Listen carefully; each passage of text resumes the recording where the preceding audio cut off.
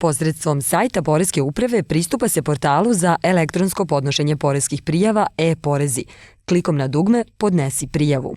Neophodno je posjedovati digitalni sertifikat i PIN kod koji unosite prilikom pristupa portalu.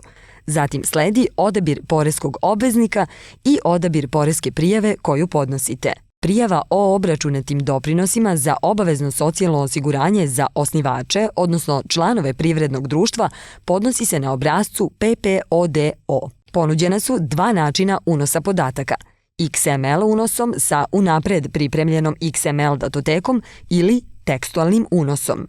Izborom XML unosa i posredstvom linka Odaberite sa vašeg računara otvara se prozor za odabir unapred pripremljene prijave u XML formatu. Nakon učitavanja prijave koja je popunjena svim podacima koje ste prethodno deklarisali, vaša prijava dobija status u pripremi. Prijavu podnosite klikom na dugme Potpiši i podnesi. Potvrdno se odgovara na kontrolno pitanje aplikacije. Prijava dobija status predata. Potrebno je osvežiti status predate prijave klikom na dugme Status. Ispravno podneta prijava dobija status proknjižena. Klikom na dugme Otvori, otvara se prikaz proknjižene PPODO prijave.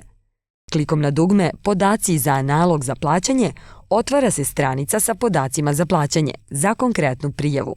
Za kreiranje prijave tekstualnim unosom odaberite opciju Tekstualni unos. Posle toga u naznačena polja unesite tražene podatke. U prvom delu prijave unesite podatke o vrsti prijave, obračunskom periodu, datumu dospelosti poreske obaveze. U drugom delu podatke o broju osnivača članova privrednog društva. Iz padajućeg menija birate šifru opštine, sedišta privrednog društva, upisujete telefon i elektronsku poštu, kontakt osobe privrednog društva. Kada ste popunili prvi i drugi deo prijave, potrebno je da kliknete na dugme Novi doprinos. Ukoliko ste propustili da unesete neki od podataka u prvom, odnosno drugom delu prijave, na ekranu nećete videti dugme Novi doprinos, koje vam omogućava unos trećeg dela prijave. Prelazite na treći deo prijave. Podaci o osnivačima, članovima privrednog društva. Nakon što ste uneli sve tražene podatke, neophodno ih je sačuvati klikom na dugme Sačuvaj.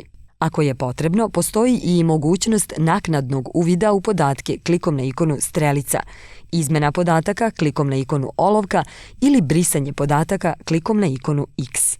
Isti postupak ponavljate za svaki novi doprinos klikom na dugme Novi doprinos. Nakon završenog kreiranja prijave, postupak podnošenja je identičan kao kod unosa na osnovu XML-a. Ukoliko prijava dobije status odbijena neispravna, potrebno je ispraviti podatke naznačene u listi neispravnosti koju dobijate prilikom otvaranja prijave i prijavu poslati ponovo. Više informacija i saveta o korišćenju elektronskih servisa možete pronaći na sajtu Poreske uprave www.purs.gov.rs ili kroz komunikaciju sa našim stručnim službama putem kontakt centra na broj 0700 700 007 za pozive sa fiksnog telefona ili na broj 011 33 10 111 za pozive sa mobilnog telefona.